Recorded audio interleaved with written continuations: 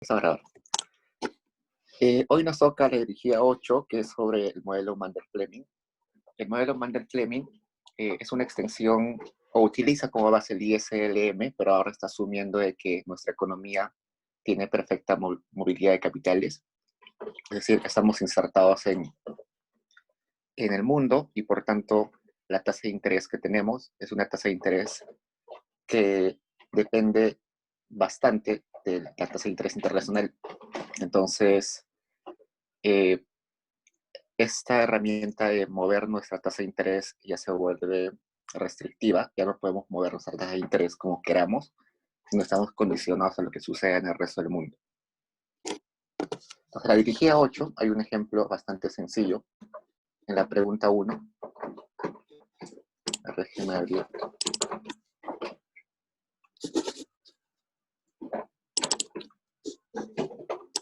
Entonces, empecemos con ese. Si se dan cuenta, ahora tenemos tres curvas, la IS, la LM, y también tenemos una curva que en clase la han visto como balance de pagos, pero también se le puede llamar, ¿qué va a abrir esto?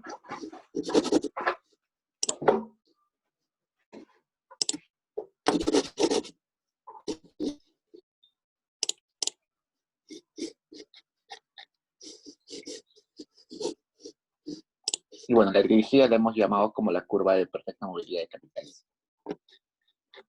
Entonces tenemos las curvas de mercado de capitales, del mercado de bienes, donde aparece el consumo, la inversión, el gasto del gobierno, las exportaciones, las importaciones y el impuesto.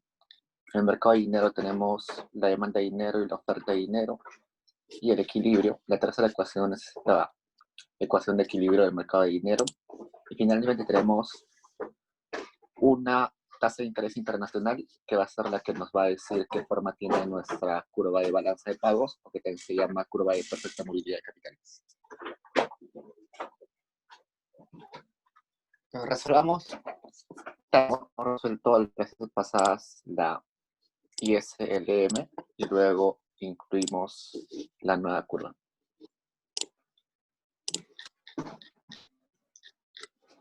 Entonces,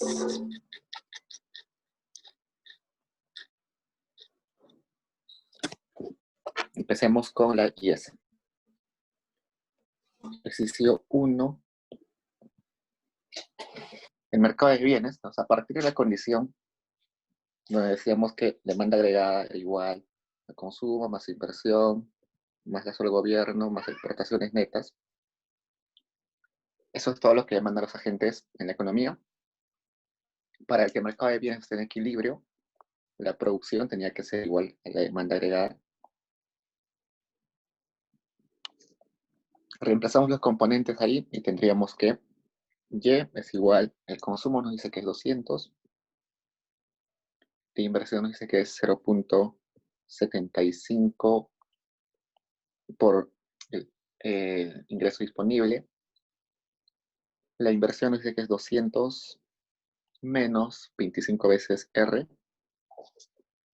más, a ver, ¿qué más viene? Más gasto del gobierno que 100,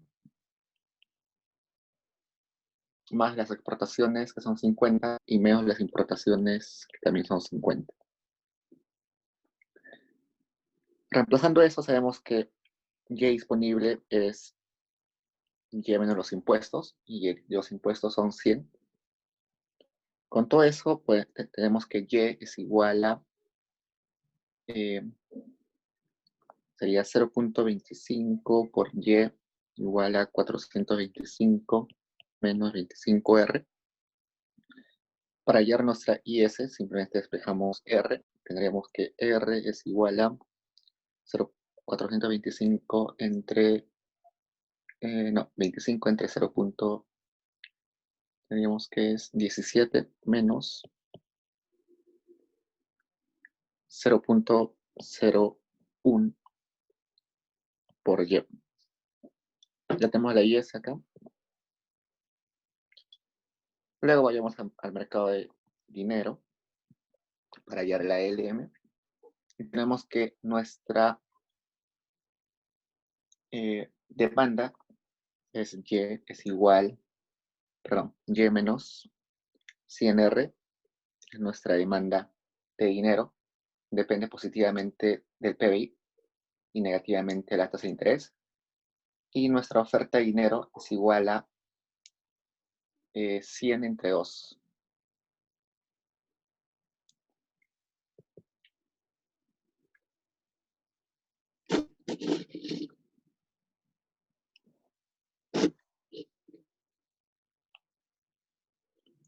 Perdón, ahí sería, espérenme, creo que me equivoqué al momento de digitar.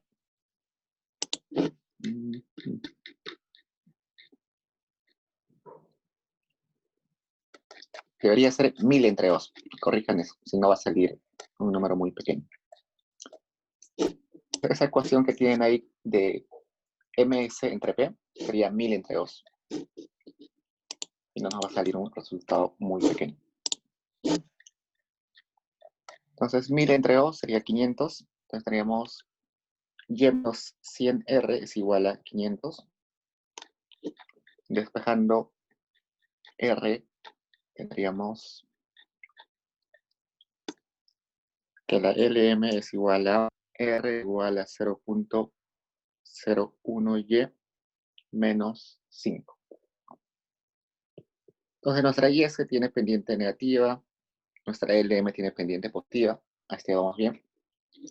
Y luego la ecuación de perfecta movilidad de capitales, que la han visto como balance de pagos, que también se le puede llamar PMK, en algunos libros aparece como PMK, que es perfecta movilidad de capitales, nos dice que R es igual a el R exterior, y ese R exterior es 6%. Ya tenemos las tres ecuaciones y graficamos.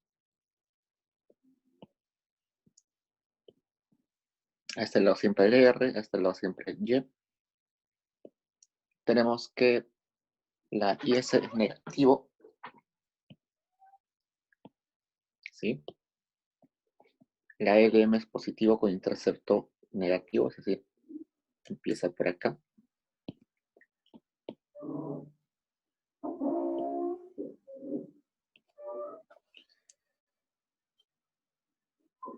Y como nuestra R es constante, va a ser una línea horizontal y tendría que chocar acá. Entonces, para que las tres curvas estén en equilibrio, tiene que tener esta forma.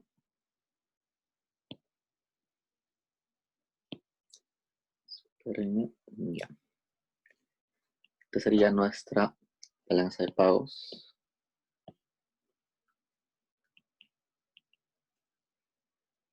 Que debe estar en 6%.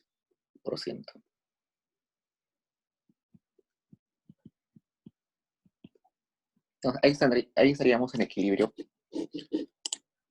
¿Qué pasa si la tasa de interés internacional aumenta de un momento a otro? Los capitales se van a mover, ¿no? Si se mueven los capitales, por ejemplo, si salen capitales porque bueno, supongamos que la tasa de interés cae. Si la tasa de interés internacional cae y la tasa de interés nacional se mantiene, lo que va a pasar es que van a ingresar más capitales a nuestra economía porque es más rentable dejar su dinero en el Perú. Por tanto, la masa monetaria va a aumentar y nuestra LM, por tanto, se va a mover. Ese movimiento de la LM va a impulsar a que volvamos a un equilibrio, pero a un nuevo equilibrio, pero donde nuestra R, es decir, nuestra tasa de interés nacional, va a tener que equilibrarse con la tasa de interés internacional. Por tanto, si la tasa de interés internacional bajó, la tasa de interés nacional tiene que bajar también para equilibrarse de nuevo. Entonces, eso quiere decir que siempre las tres curvas van a tener que estar en el punto A, es decir, van a tener que equilibrarse en un solo punto. de alguna forma va a haber algunos canales de que van a mover la LM o la IS, de modo de que regresemos a que los tres estén en el mismo punto. Luego nos dice, y bueno, luego encuentra los valores de equilibrio de las variables endógenas. Entonces, si queremos hallar los valores de equilibrio de las endógenas, tendríamos que reemplazar acá. Queremos saber el Y. Entonces, reemplazamos Y, por ejemplo, en la IS. Tendríamos que R es 6%. Y acá, si despejamos Y nos sale que es 1100. 1100 es aquí. Acá está, estamos en el equilibrio.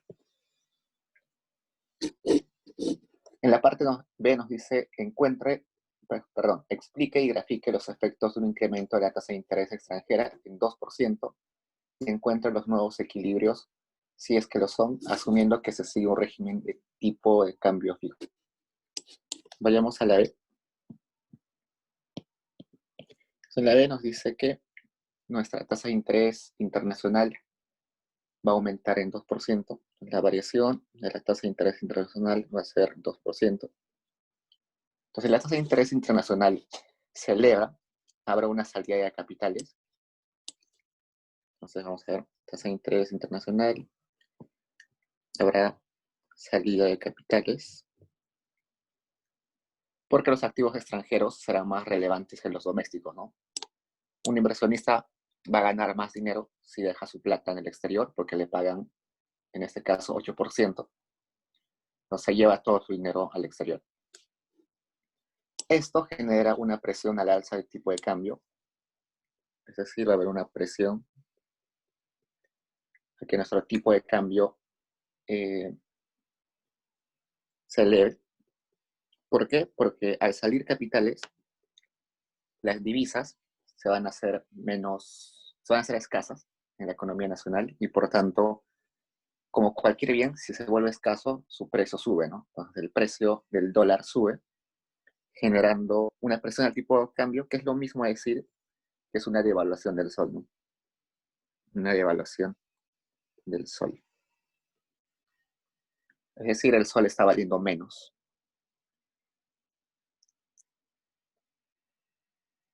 Luego, pero estamos en un régimen de tipo de cambio fijo. Entonces, acá recordamos que estamos en régimen de cambio fijo.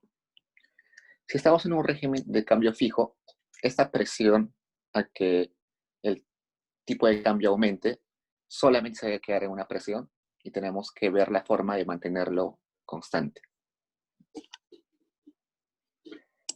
Por ello, el Banco Central lo que va a hacer es retirar dinero de la economía, es decir, va a vender dólares. Cuando vende dólares,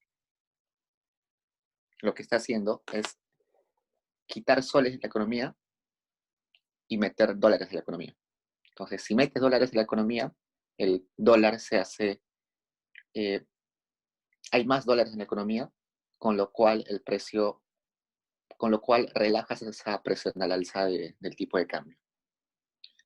Esta venta de dólares tiene que ser de modo que compense toda esa presión para que regresemos a nuestro equilibrio. El resultado será una contracción de la oferta de dinero, porque la oferta de dinero en parte está conformada por dólares, y la curva LM, por tanto, se va a desplazar hacia arriba, provocando un incremento en la tasa de interés doméstica y un nivel de producción menor. Entonces, lo vamos a graficar. ¿Ya? Entonces, tenemos esta venta de dólares, lo que va a originar de que el tipo de cambio se quede constante.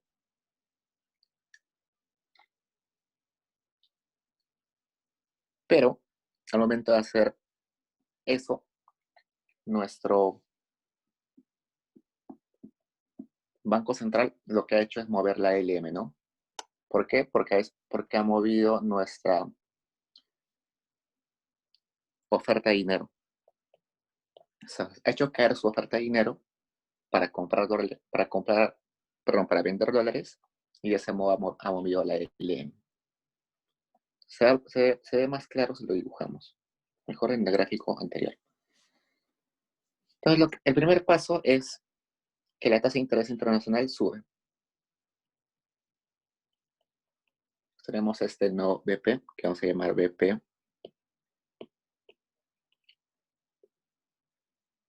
BP rayita, donde la tasa de interés internacional es 8%. Es decir, la tasa de interés internacional es mayor a la nacional. Eso nos va a presionar a que tengamos un tipo de cambio mayor. Sin embargo, nuestro Banco Central va a reaccionar, por tanto, va a empezar a vender dólares. Cuando venda dólares, va a tener que desembolsar dinero. Si desembolsa dinero, va a tener que vender dólares. Entonces, al momento de vender dólares, los agentes económicos le van a dar dinero en soles a nuestro banco. Eso quiere decir que se está retirando soles de la economía. Si se está retirando soles de la economía, quiere decir que estamos reduciendo la cantidad de dinero en la economía. Eso se traduce que en la LM se tiene que mover. Entonces la LM se tiene que mover de modo que llegue hasta el punto azul que acabo de poner. La LM rayita es la nueva LM. Entonces esta LM sub 0, que es la inicial, estaba asociado a una masa monetaria sub 0, y el ML rayita está asociado a un M1, una oferta monetaria sub 1. Nuestra economía se ha movido del A al B. ¿Qué pasó con nuestra IS? No pasó nada, ¿no? ¿Por qué? Porque nuestra IS no depende en este caso, en este ejemplo, nuestra IS no depende del tipo de cambio. Entonces, si estamos reduciendo nuestro M, nuestra cantidad de dinero en la economía, eso va a afectar a la tasa de interés nacional, ¿no? Entonces, la tasa de interés nacional va a aumentar porque hay menos soles disponibles en la economía.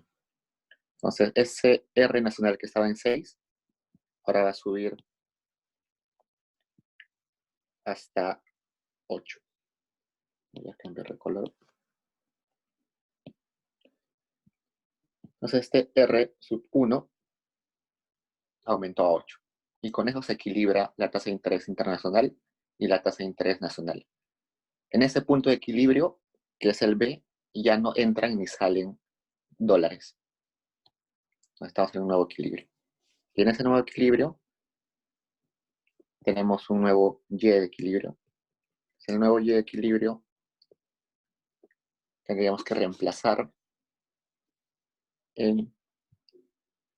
Sabíamos que R era igual a 17 menos 0.01 Y. Ahora R es 8%. Por tanto, nuestro nuevo Y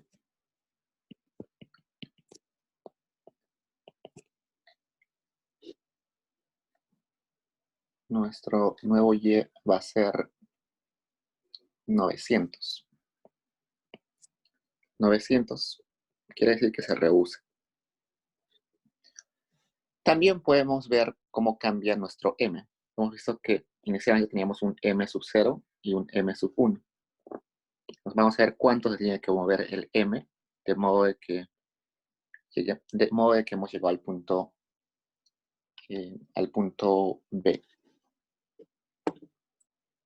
Pues vamos a escribir nuestras ecuaciones acá al costado.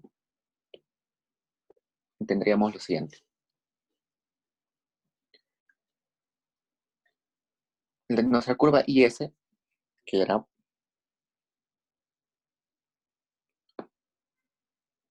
se va a quedar igual que antes, no se movió. Nuestra IS sigue siendo R es igual a 17 menos 0.01Y, pero nuestra LM sí se ha movido. Entonces agarramos nuestra LM y decimos que, ¿dónde está nuestra LM? Está R es igual a 0.01 Y menos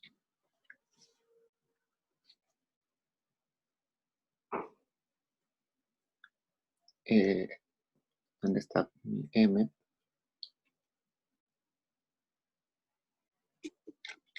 Espérenme, quiero ver el valor que toma esto.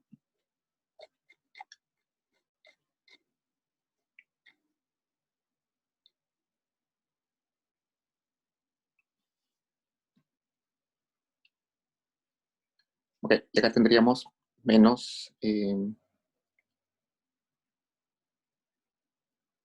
inicialmente era 5%, perdón, 5, ahora va a ser,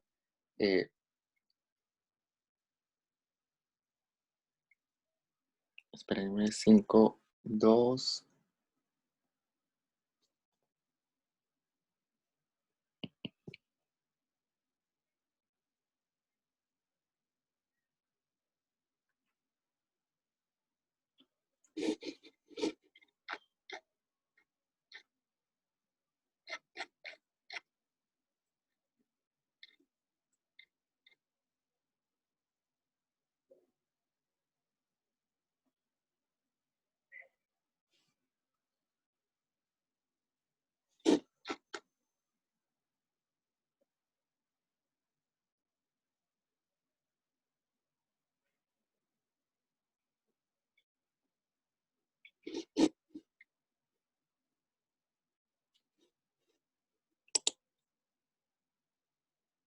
ok, pero reemplazando la LM tendríamos lo siguiente. Tenemos LM acá. Tendríamos que nuestra nueva R es 8. Seguimos con la misma ecuación inicial. Y nuestra M ya se vuelve endógena, ¿no? Porque ahora se está determinando dentro del modelo. Reemplazando eso y sabiendo que Y ahora es 900, reemplazando ahí tendríamos que nuestra masa monetaria debería ser 200. Entonces eso quiere decir que inicialmente teníamos masa monetaria de, si no recuerdo mal, era 500. Ahora tenemos una masa monetaria de 200. Entonces se ha retirado soles de nuestra economía, de modo de que se pueda vender dólares y con eso equilibrarnos a la tasa de interés internacional. En la parte C nos pregunta, explique y grafique los efectos de un incremento de la tasa extranjera en 2%, asumiendo que se sigue un tipo de cambio flexible. Entonces, cuando hay un tipo de cambio flexible, nuestra economía o nuestro BCR, nuestro banco, no le va a importar intervenir y por tanto va a dejar que esa presión que teníamos al alza del tipo de cambio simplemente suceda. Entonces, en la C, empezamos gráficamente porque es más intuitivo antes de lo otro. Entonces, grafiquemos lo mismo que teníamos antes. Teníamos una LM acá. Teníamos una IS acá.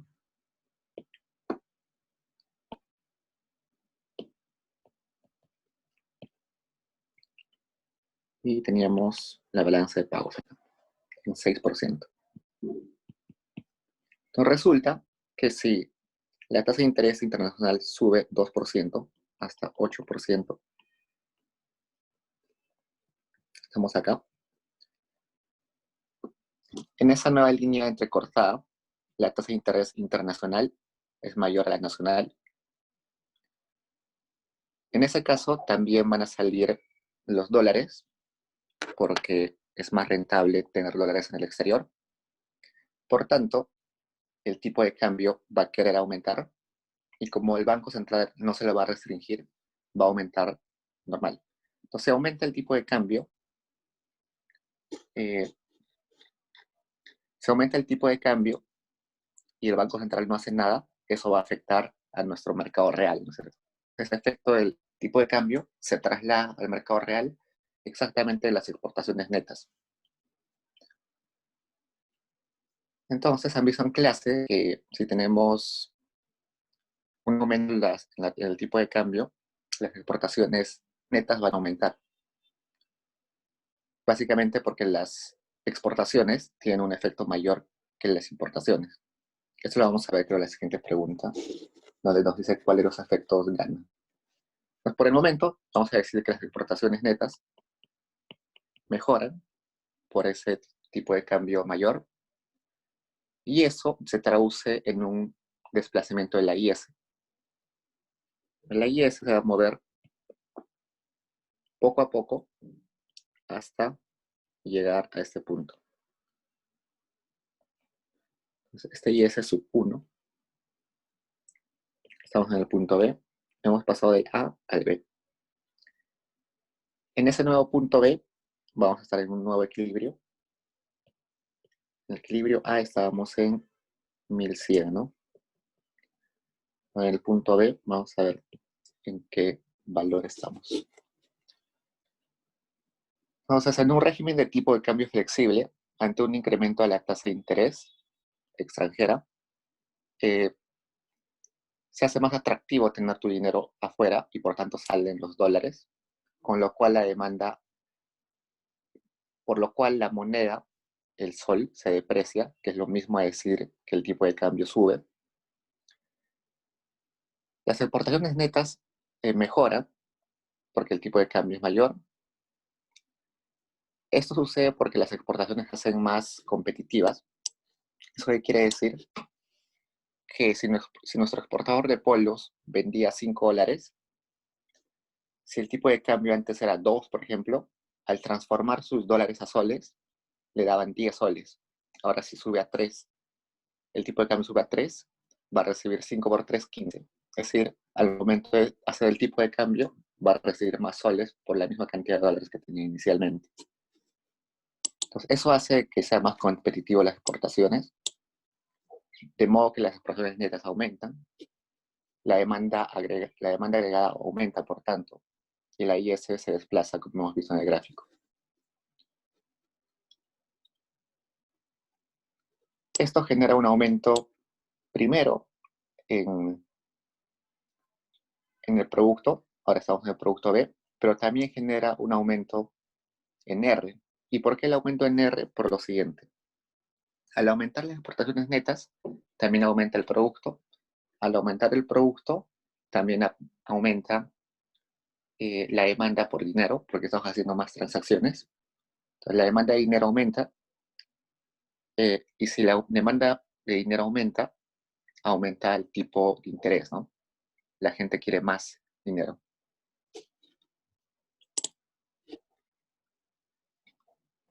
Entonces, nuestro nuevo equilibrio es B.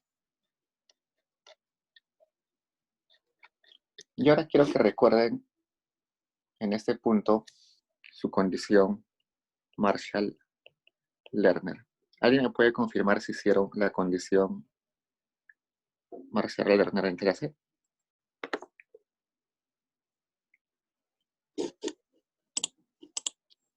¿Aún no? Ya. Lo que he explicado ahorita que un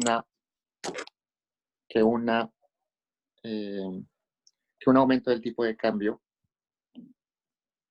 aumenta las exportaciones netas, eso está condicionado a la condición Marshall-Lerner. ¿Por qué? Por lo siguiente. Cuando tenemos un aumento del tipo de cambio, tiene dos efectos en la economía real. Uno, que aumenta las exportaciones, y otro, que disminuye las importaciones. En las exportaciones ya dijimos que mejoran porque el exportador recibe más dólares, pero más soles por cada dólar que vende, y desincentiva las importaciones, es decir, reduce las importaciones, porque si el tipo de cambio aumenta, Si nosotros queremos comprar, por ejemplo, una laptop que afuera está $1,000, si nuestro tipo de cambio es 2, por ejemplo, tendríamos que tener $2,000 para comprar una laptop de $1,000, ¿no es cierto? Pero si el tipo de cambio aumenta a 4, por ejemplo, deberíamos tener eh, eh, el doble de soles, ¿no? Si teníamos 2,000, necesitaremos 4,000 soles para comprar una laptop de 1,000 soles en el exterior. Por tanto, se nos hace más caro importar a nosotros y por tanto importamos menos. Y las exportaciones netas es igual a la diferencia entre exportaciones menos importaciones. Por tanto, si las exportaciones suben y las importaciones bajan, hay un efecto contrario, ¿no? La condición Marshall-Lerner nos dice que este efecto de las exportaciones es el que manda frente al efecto en las importaciones. Entonces, si recuerdan, en nuestro XN teníamos que las exportaciones estaban multiplicadas por una sensibilidad, no recuerdo cuál era, digamos M1, ¿ya? No recuerdo cuál es el que estaba multiplicado. Y las importaciones estaban multiplicadas, por ejemplo, por un M2. Eso nos está diciendo que ese M1 es mayor a ese M2. La sensibilidad de las exportaciones frente a cambios del tipo de cambio es mayor a la sensibilidad de las importaciones frente al tipo de cambio. Vamos a poner diferencial. Bueno, así. ¿Esa condición Marshall-Lerner se cumple siempre? No, pero para el caso peruano sí se cumple. Entonces, durante el curso seguro van a asumir de que esa condición sí se cumple. Y por ejemplo, en el ejercicio que hemos hecho ahorita, hemos asumido de que el aumento del tipo de cambio aumenta las exportaciones netas.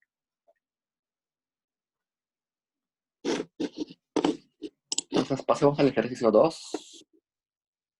Ahí está, XC y XF. Gracias, Mauro. Entonces, XC, que es la sensibilidad de las exportaciones, debería ser mayor a XF, que es la sensibilidad de las importaciones.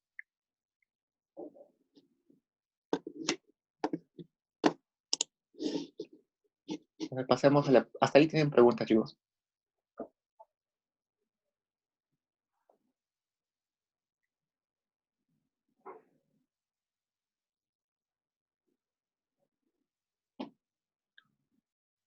Eh,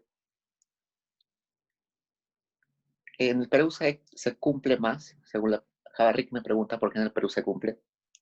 Para hallar esto se tienen que hacer estimaciones econométricas para ver cuál se cumple. O sea, lo que hacen es agarran datos de, no sé, los últimos 10 años y van comparando cómo se mueven las importaciones e importaciones según las variaciones en el tipo de cambio. Pero básicamente en el Perú se cumple intuitivamente porque eh, exportamos más de lo que importamos. Eh, es decir, imaginen esto. Nosotros exportamos un montón de minerales, ¿no? Entonces, se imaginan que el precio del cobre, que es lo que exportamos más, o lo que exportamos más, está, el precio internacional del cobre está internacionalmente igual en todos los países, supongamos, ¿no? Está igualito en todos los países. Entonces a un productor chino le da igual comprar a Perú o a Chile, a quien sea. Pero si en el Perú, por ejemplo, un cambio chiquito en el precio del cobre cambia, o sea, se reduce un poquito, este productor chino lo que va a hacer es comprar todo lo posible de cobre a Perú. Entonces, cualquier cambio en precios de las exportaciones es muy sensible para el Perú. Pero en cambio, las importaciones que hacemos nosotros son importaciones en bienes como automóviles, laptops, que no son mucho. Entonces, si agregamos lo que gastamos en importaciones y agregamos lo que gastamos en exportaciones, siempre las exportaciones van a ganar más. Pero este caso es básicamente empírico. O sea, hay papers donde te dicen, donde te demuestran econométricamente que se cumple.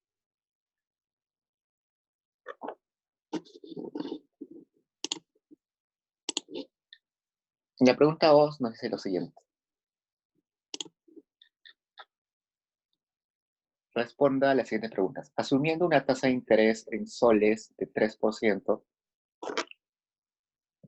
vamos a poner, una tasa de interés en soles de 3%, una tasa de interés externa de 3,75% y un tipo de cambio, dice spot, que es 0.29851 dólares por cada sol. Un tipo de cambio spot básicamente se está refiriendo a que es un tipo de cambio diario o de corto plazo, es decir, lo que ahorita pueden ir al banco y tener el precio de tipo de cambio. Hay otros tipos de cambio como el forward, que ya son tipos de cambio de largo plazo. Es decir, por ejemplo, si un exportador está vendiendo hoy sus productos, pero sabe que le van a pagar recién en 3 meses, digamos, porque así son las ventas en gran escala. Tú haces el producto, facturas tu producto y te pagan a 30 días, 60 días, 90 días. Entonces, este exportador va a vender sus productos, lo va a facturar hoy, pero le van a pagar, digamos, en 30 días. Entonces, cuando hay eso, y el productor, por ejemplo, tiene miedo de que cambie el tipo de cambio, porque el tipo de cambio, como tiene un grado de volatilidad, hoy día puede vender su mercadería pensando que el tipo de cambio es 3 soles por cada dólar, pero quizás cuando le paguen va a ser 2 soles por dólar, entonces va a estar perdiendo. Entonces, para eso existen, por ejemplo, tipos de cambio forward, donde tú vas a un banco o a la bolsa o a algunos agentes financieros y le dices, mira, estoy vendiendo hoy día mi mercadería, pero me van a pagar en 30 días. Quiero cambiar mis dólares por soles, pero a un tipo de cambio esperado. Entonces, por ejemplo, dicen ya, el tipo de cambio que te voy a vender es 2.5. Pero ese 2.5 te lo voy a vender sin importar en cuánto es el tipo de cambio el día que te pagan. Entonces, es decir, están apostando a que si ese tipo de cambio en el día que van a pagar va a ser mayor o menor al 2.5 que han acordado inicialmente. Eso se llama tipo de cambio futuro, que es más el forward. Pero el tipo de cambio spot es el tipo de cambio que usualmente utilizamos día a día. Y te dice, calcula el tipo de cambio esperado, que es lo mismo a decir que haya paridad no cubierta de interés. Entonces, para que haya paridad no cubierta de interés, que es un concepto que han visto en clase, se tiene que cumplir lo siguiente. Que nuestra tasa de interés nacional tiene que ser igual a la tasa de interés internacional más la depreciación esperada. Entonces, la depreciación esperada, vamos a poner acá, depreciación esperada, es igual a cuánto yo espero que esté el tipo de cambio en el futuro, es decir, el tipo de cambio esperado, menos el tipo de cambio de hoy entre el tipo de cambio. Es decir, es simplemente una variación, ¿no? Una variación del tipo de cambio futuro contra el tipo de cambio presente. Pero como el tipo de cambio futuro no lo conozco, eh, como no lo conozco, solamente pongo E elevado a la E, que es el esperado. Entonces, la fórmula sería la siguiente. R es igual a R asterisco más esa expresión.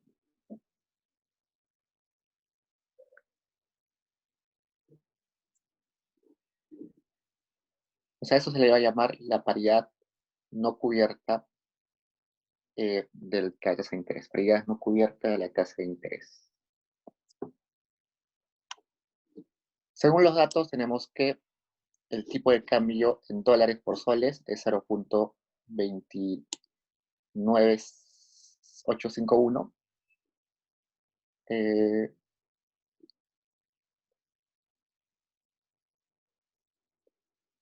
Ya, tenemos ese tipo de cambio. Pero si se dan cuenta, ese tipo de cambio está en términos de dólares por cada sol, ¿no? Eso no es lo que usualmente utilizamos. Lo que nosotros utilizamos es un tipo de cambio, que es soles por cada dólar. Es decir, nosotros decimos siempre, te voy a dar 3 soles por cada dólar que me des. Sin embargo, en lo que nos está diciendo en la pregunta es, te voy a dar 0.29851 dólar por cada sol. Para transformar eso, simplemente lo invertimos. Entonces, en este caso, nuestro E mayúscula pondremos acá, va a ser la inversa de 0.2985, lo cual es equivalente a 3,35. Entonces ahí recién podemos decir que es 3.35 soles por cada dólar.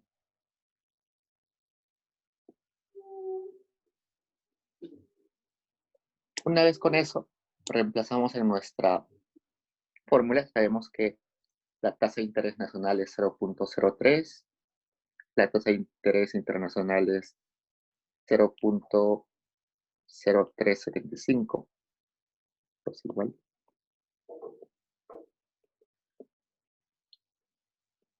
El esperado no lo conocemos, pero sí conocemos el tipo de cambio de hoy.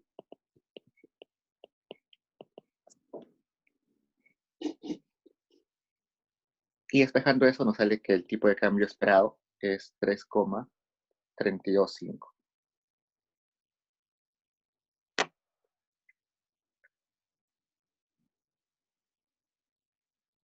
Entonces, ¿eso qué quiere decir? Quiere decir que nuestros tasa de interés internacional y nuestra tasa de interés nacional pueden estar quizás en desequilibrio solamente si existe una expectativa de que haya un tipo de cambio en el futuro mayor al inicial, perdón, menor al inicial. Luego, en la parte B, nos dice, suponga que existe perfecta movilidad de capitales, es decir, estamos en un modelo de Mandel-Fleming. Diga por qué bajo un sistema de tipo de cambio fijo, el Banco Central no controla la cantidad de dinero.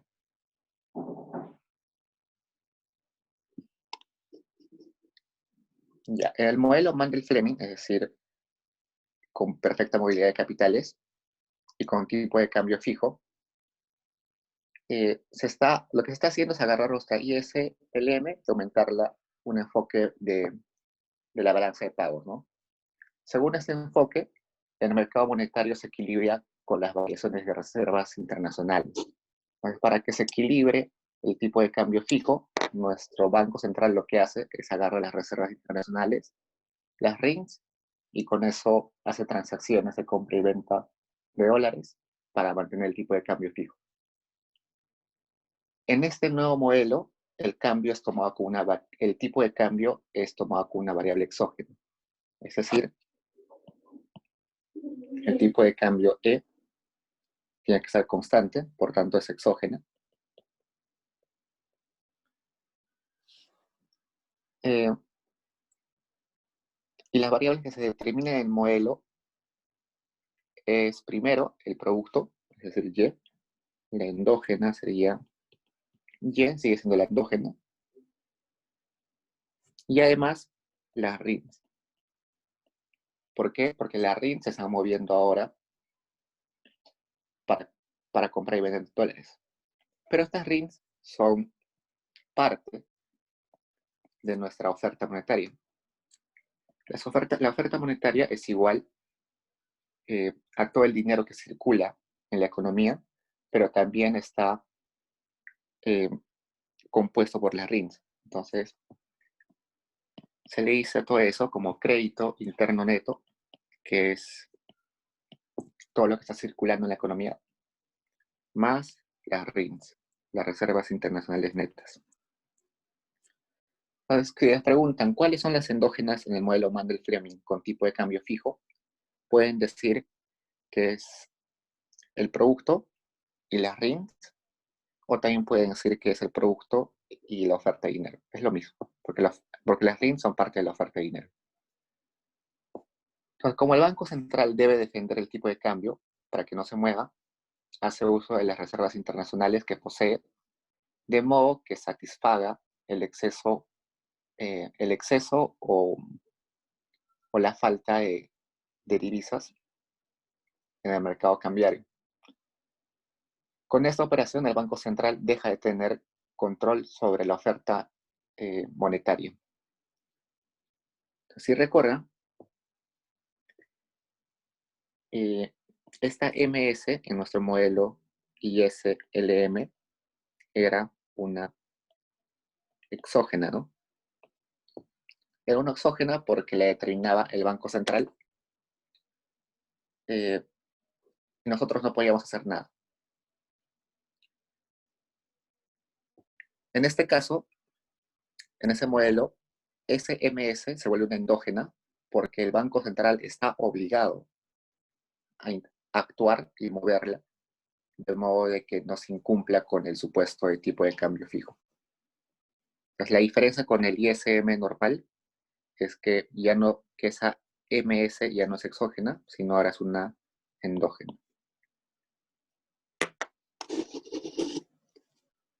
Luego en la C nos dice, ¿qué debe cumplirse para que una depreciación real de la moneda conduzca a un incremento de las exportaciones netas de importaciones? Eso es lo que les dije hace un rato, de la condición Marshall-Lerner. Para que la balanza comercial, o que es lo mismo, exportaciones netas, mejore luego de una depreciación, es decir, que el tipo de cambio suba, las exportaciones netas deben aumentar lo suficiente para compensar la caída de las importaciones, ¿no? La condición que asegura eso es la condición Marshall-Lerner que ya hemos visto hace un rato.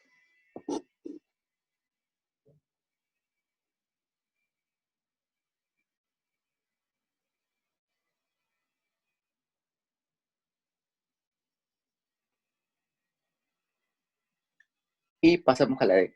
Nos dice, en una pequeña economía con tipo de cambio flexible, una política fiscal expansiva, ¿qué efectos tiene? Es una pequeña economía con tipo de cambio flexible. Una política fiscal expansiva no tiene efectos ni en el producto ni en el empleo, pero sí tiene efectos en el tipo de cambio. Entonces vamos a ver eso en un gráfico, ¿ya?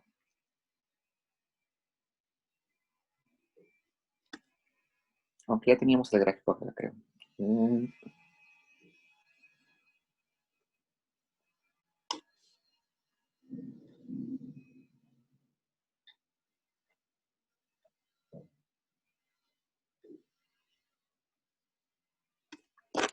El mejor gráfico de vuelta.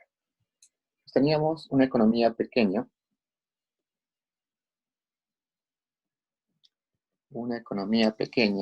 con tipo de cambio flexible. O sea, el tipo de cambio se puede mover como lo indica el mercado internacional. Y queremos ver una política fiscal expansiva, es decir, un aumento en G. ¿Qué efectos tiene? Tenemos acá R, tenemos acá Y, tenemos la LM, tenemos la IS y tenemos la balanza de pagos.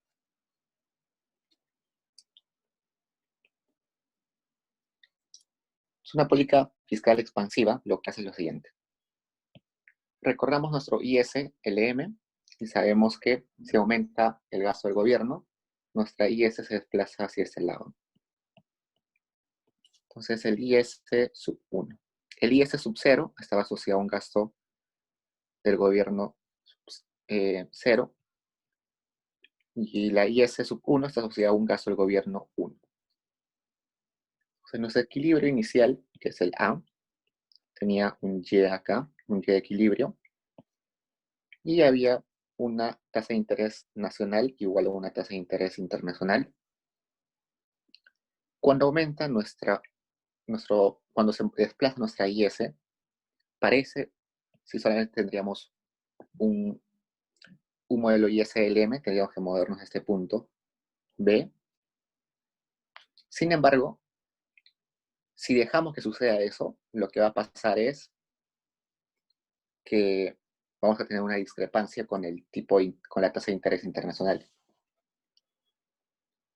Por tanto, tiene que haber un, un ajuste de modo de que regresemos de que no nos movamos el punto A. Entonces veamos qué sucede. En una pequeña economía,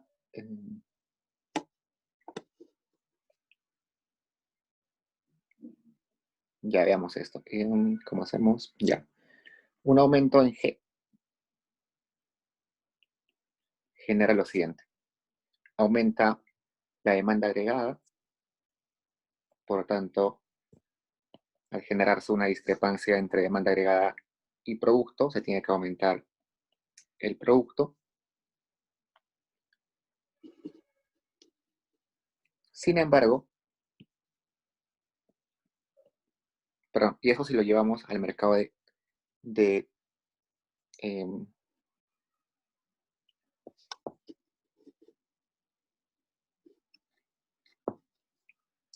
un aumento de ese producto va a generar en el tipo de cambio un aumento o una reducción.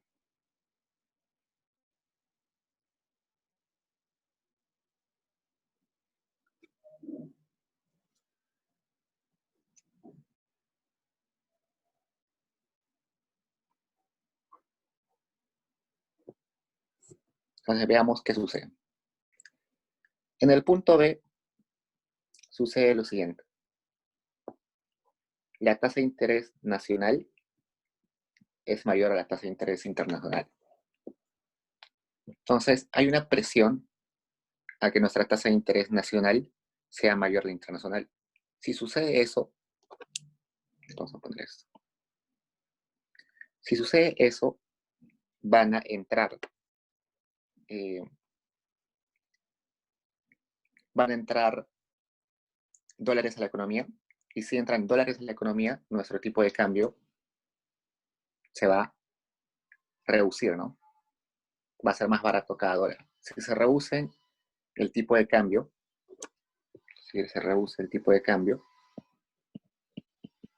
eso va a afectar las exportaciones netas, ¿no?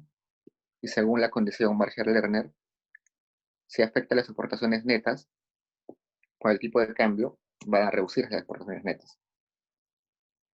Si se reducen las exportaciones netas, ¿qué se mueve? ¿La IS o la LM?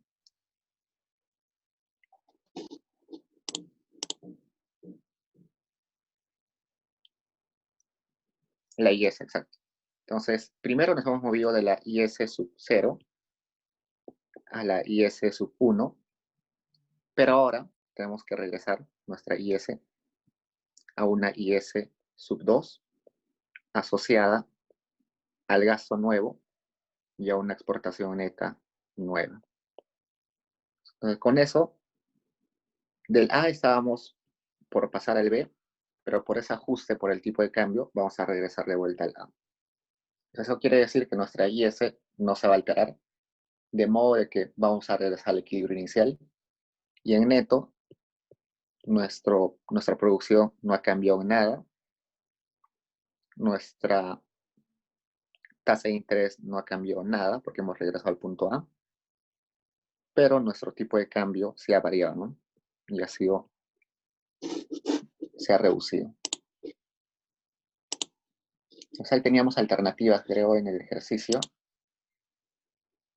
Y en el 1 nos decía, tiene efectos en el empleo. Si hablamos de empleo, estamos hablando básicamente de Y. Si Y aumenta, hay más empleo. Pero Y nos ha alterado, entonces que no hay efectos sobre el empleo. Si hay efectos sobre el tipo de cambio, pero no hay en el empleo ni en el producto. ¿Tiene efectos en el producto? No. Entonces la respuesta ahí sería la 2.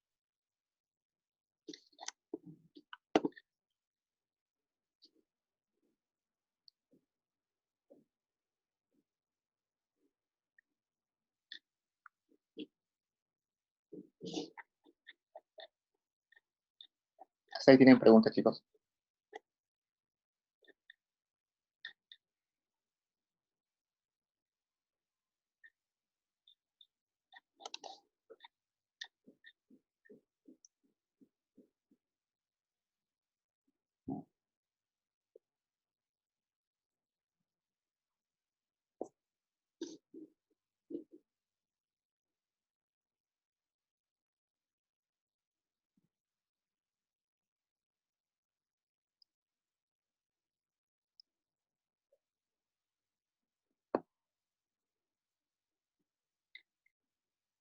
Y pasemos a la 4, ¿no? A la 3. Entonces la 3 lo voy a hacer gráficamente para que sea intuitivo. Y vamos a tener lo siguiente. En la parte A nos está hablando de el Banco Central mantiene un tipo de cambio fijo, es decir, es fijo. ¿Cómo afecta una política monetaria contractiva? Es decir, nuestro banco quiere reducir la masa monetaria.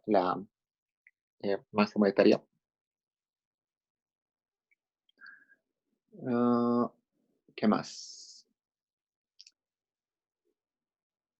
¿Y cómo afecta en la balanza de pagos? Es decir, cómo se mueve nuestra curva BP y el nivel de ingresos reales, es decir, Y.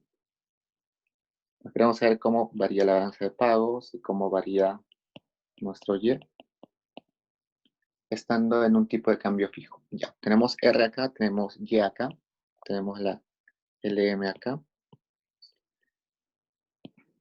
tenemos la IS acá, y tenemos la balanza de pagos acá. Nuestra LM sub 0 está asociada a una masa monetaria sub 0. Lo que nos dice ahorita nuestro ejercicio es que la masa monetaria se va a reducir.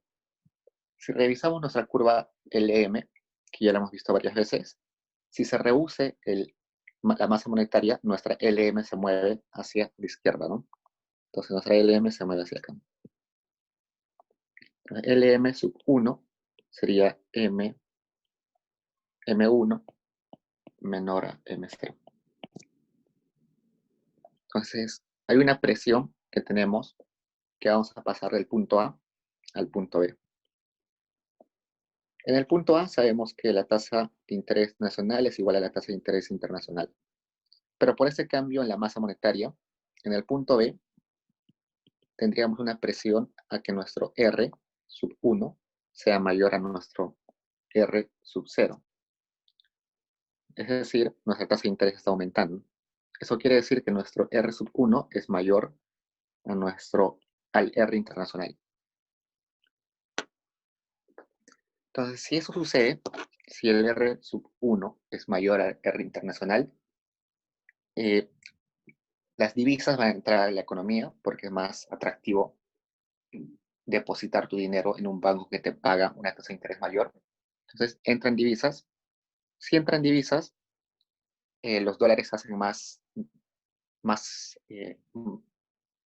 están en mayor cantidad en la economía y por tanto el tipo de cambio se reduce.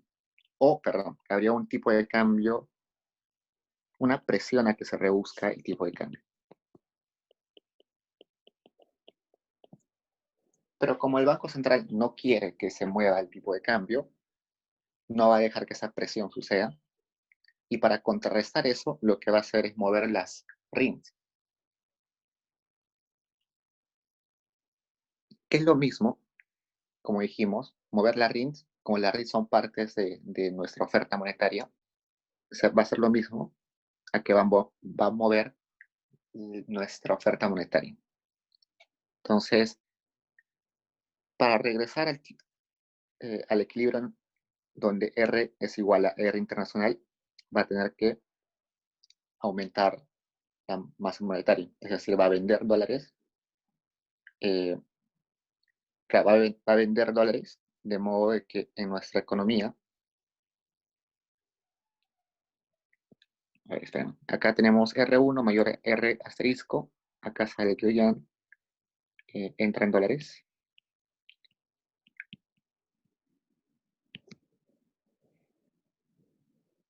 Está bien, entonces debería aumentar nuestra masa monetaria. Y como dijimos, nuestra masa monetaria tiene que, primero se fue de esta LM a esta LM y ahora tiene que regresar. La nueva LM va a ser esa misma LM, pero ahora sub 2, asociada a una masa monetaria sub 2. De modo de que de A estábamos presionados a movernos a B, pero hemos regresado a A. Entonces en A nos ha movido el Y, nos ha movido la tasa de interés,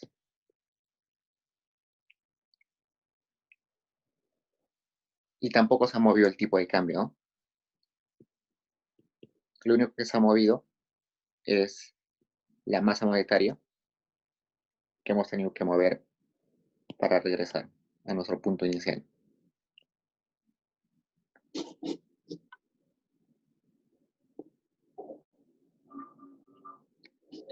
Por tanto, eso quiere decir que si estamos en una política o en un régimen de tipo de cambio fijo, una política monetaria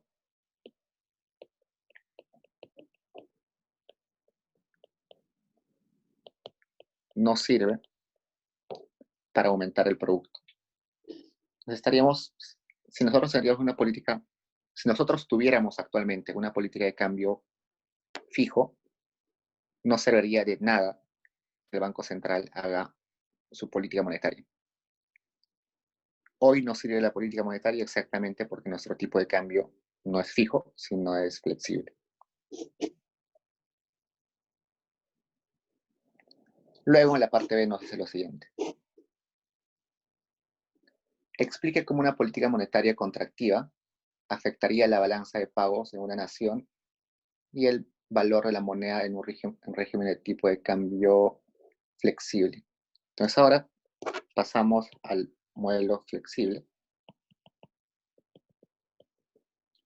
Y lo que queremos hacer es que también nuestra MS se reduzca, una política contractiva.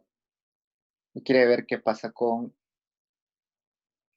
las endógenas, ¿no? Con la balanza de pagos, con el valor de la moneda y el valor de la moneda, es decir, el tipo de cambio. ¿Qué pasa con el tipo de cambio? Y evidentemente, ¿qué pasa con la producción? Entonces, igual tenemos acá R, acá Y, tenemos la LM, la IS, la... Entonces nos dice que nuestra LM, que estaba asociada a una masa monetaria sub 0, ahora la masa se va a reducir, por tanto se mueve a LM sub 1. Por tanto, tenemos presión de movernos desde el A hasta el B.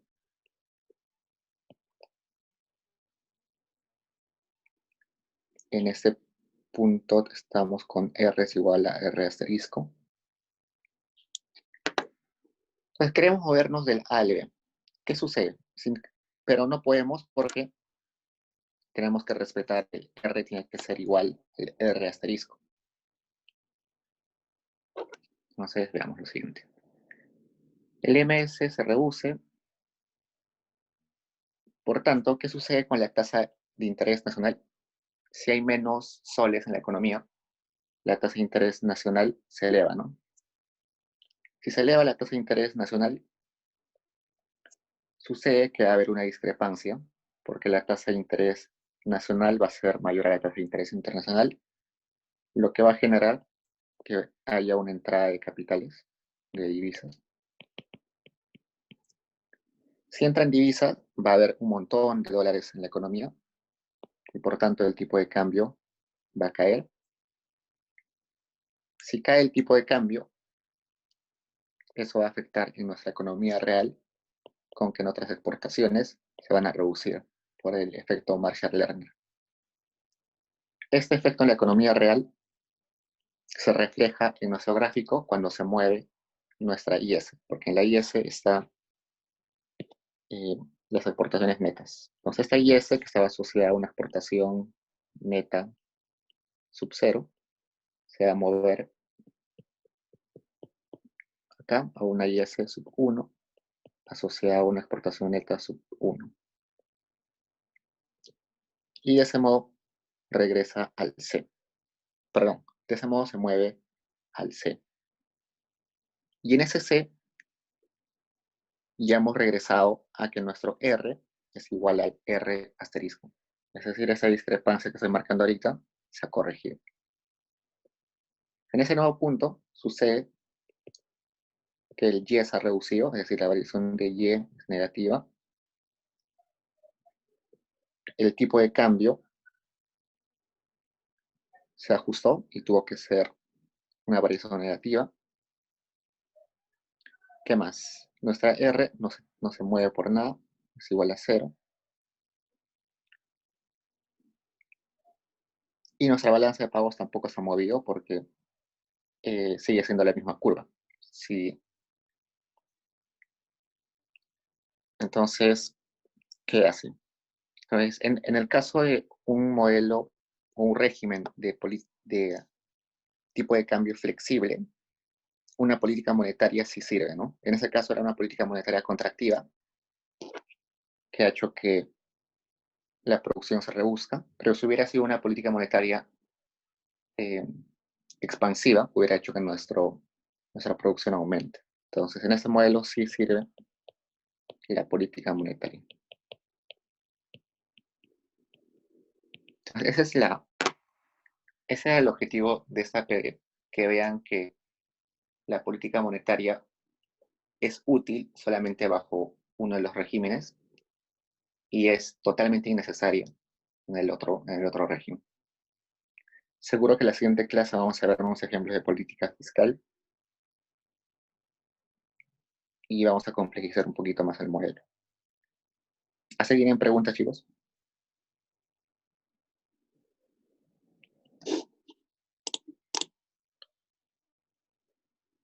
El valor de la moneda aumenta en el último.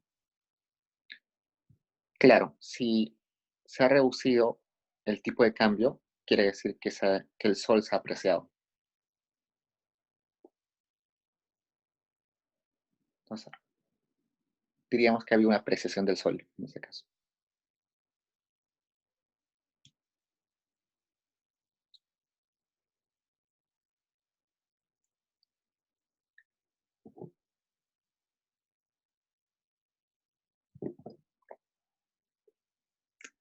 Chicos, la siguiente creo que hay control. El control es sobre el texto de... A ver, déjenme ver. Es el profesor Espejo, ¿no?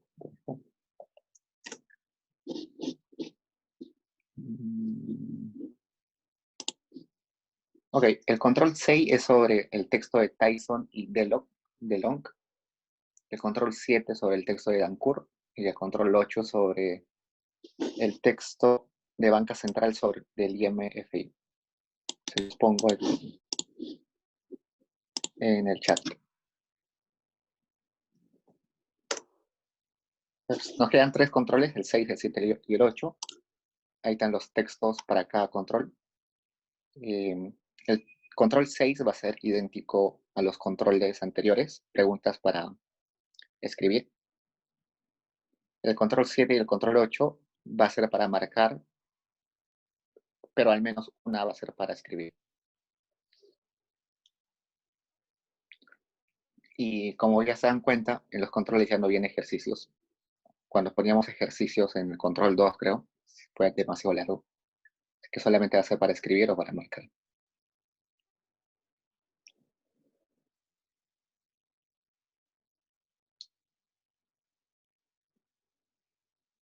Entonces, eso sería todo por hoy, chicos. Si tienen preguntas, estoy acá todavía. O si no, ya nos vemos la siguiente.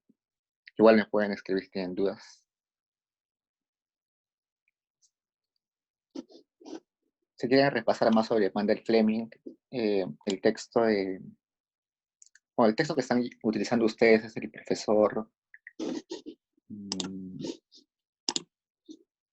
Iván Rivera, ¿no? El texto del profesor Iván Rivera es